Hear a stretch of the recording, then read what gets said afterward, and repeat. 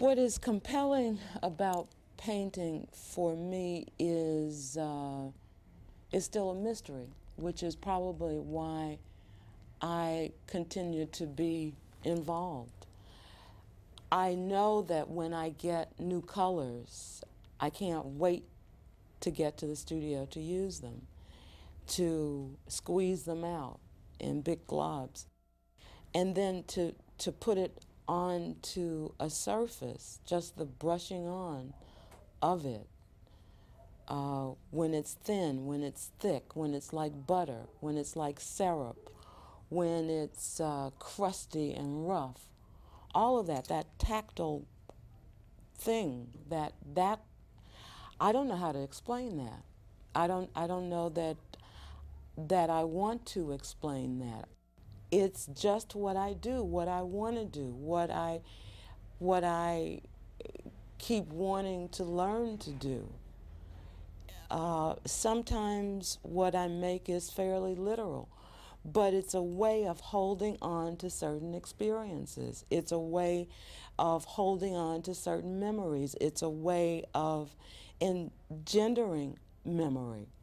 It's a way of holding on to my family. My father's been dead since the early 80s, and when I'm working, I remember him, and it's not necessarily specific, but it's what I'm feeling when I'm making. And there are times when I don't know what I'm thinking.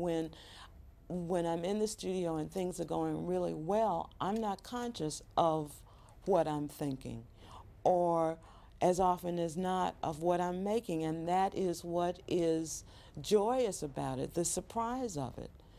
I think if I couldn't be surprised by what I make, I probably wouldn't do it. And that's not to say that I work out of a kind of ignorance. Rather than ignorance, there is mystery. There's a kind of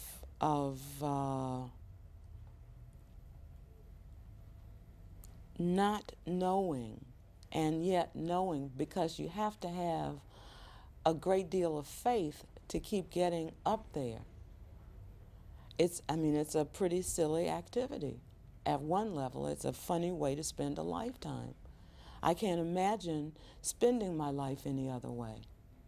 I can't imagine anything else being that rewarding. When nothing else makes sense,